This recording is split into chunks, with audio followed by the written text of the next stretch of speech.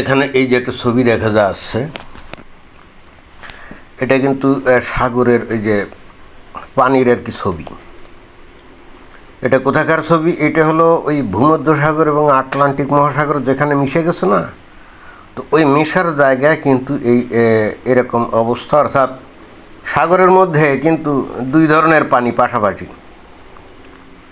মনে হয় যেন দুই ধরনের পানির একটা ফোয়ারা চলে যাচ্ছে, একে অন্যের সাথে মেশে না, তো এরকম মনে হচ্ছে না?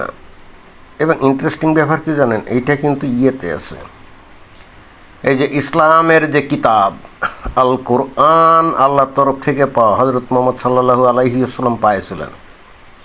এই কোরআনে কিন্তু এই বিষয়টা আছে, এবং এই জিনিসটা দেখিয়ে অনেক তথাকথিত যে সমস্ত ইসলামী স্কলার আছে, ওয়াজি হুজুর আছে, তারা কিন্তু বলে যে এইটা তো নবীর আমলে তো জানা ছিল না, কোথা থেকে এটা জানলো, এইটা লেখা আছে এই যে কোরআনে।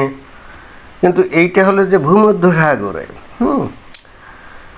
তো এখন নবী তো ওই সিরিয়ায় ওদিকে তো ব্যবসা বাণিজ্য উপলক্ষে যাইতেন, তো ওই ব্যবসা বাণিজ্য উপলক্ষে গেলে তো সিরিয়ার পাশেই তো ভূমধ্যসাগর, তাই না? তো ওই জায়গায় লোকজন আসতো বিভিন্ন জায়গা থেকে। সুতরাং যে সমস্ত মানুষ ওই যে আটলান্টিক এবং এই ভূমধ্যসাগরের ওই অঞ্চল পাড়ি দিত নৌকায় করে, তারাও তো সিরিয়ার দামেস্কের এদিকে ব্যবসা বাণিজ্য করতে আসতো, তো তারাই বলতো যে আমরা সাগরে এই ধরনের একটা অদ্ভুত জিনিস দেখছি। কিন্তু এই যে দুই ধরনের পানির যে প্রবাহ না, এইটাই কিন্তু অনেকে বলে যে এটা হলো বিস্ময়কর, এটা হলো বিস্ময়কর।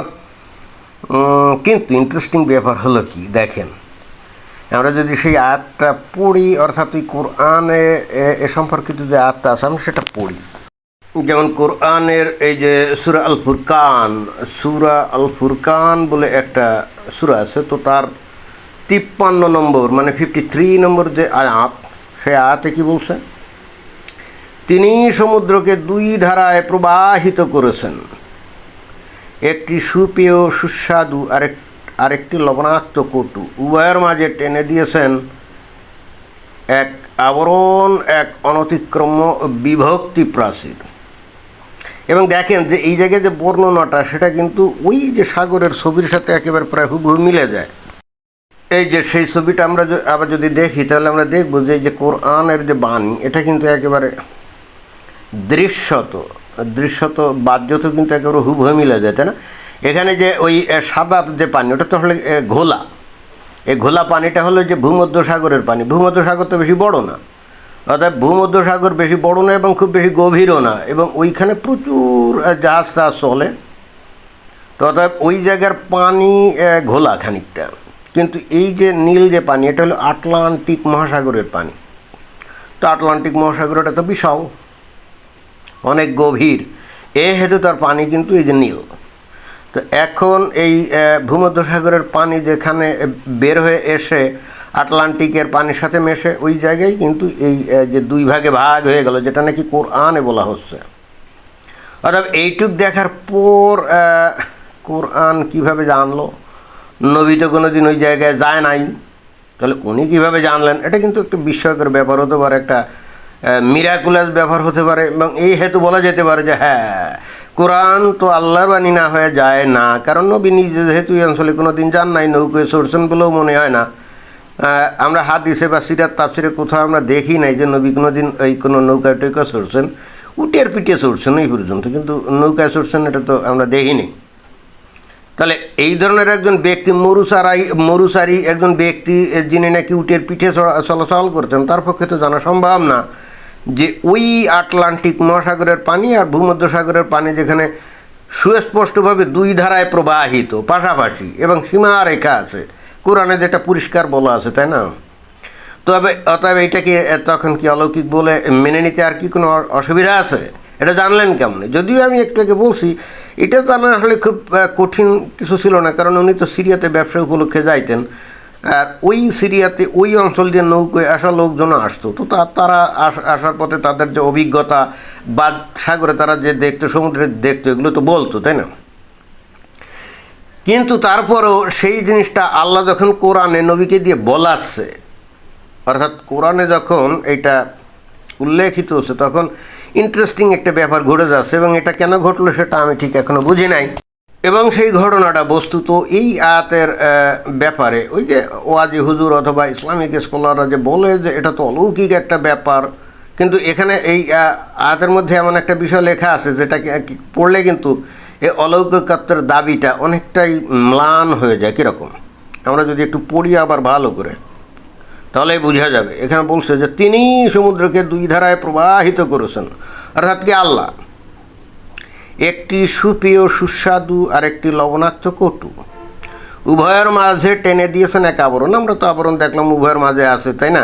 এখানে ইন্টারেস্টিং ব্যাপার হলো যে এই দুই ধরনের যে পানি আছে, একটা হলো লবণাক্ত আর একটা হলো মিষ্টি, যেটা নাকি খাওয়া যায়, এই যে সুপেয় সুস্বাদু, আর একটা হচ্ছে লবণাক্ত কটু, তাই না? এই দুই ধরনের পানির কথা বললো না?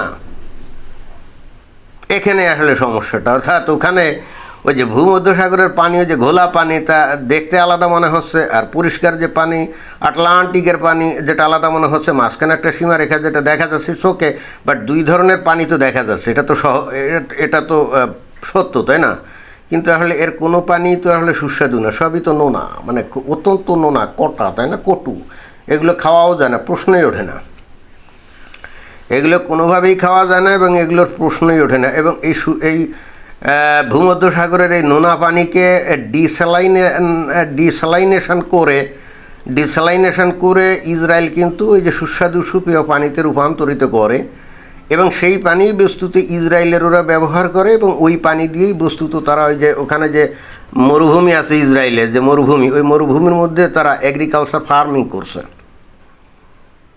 তাহলে এখন এই যে এই দুই ধারায় প্রবাহিত করার এই যে বিষয়, এবং ইন্টারেস্টিংলি এইটা যে শুধুমাত্র এই যে ভূমধ্যসাগরের আটলান্টিক মহাসাগরের ওখানেই যে আসলে এটা দেখা যায় তা না, এই ধরনের ঘটনা আরও দেখা যায়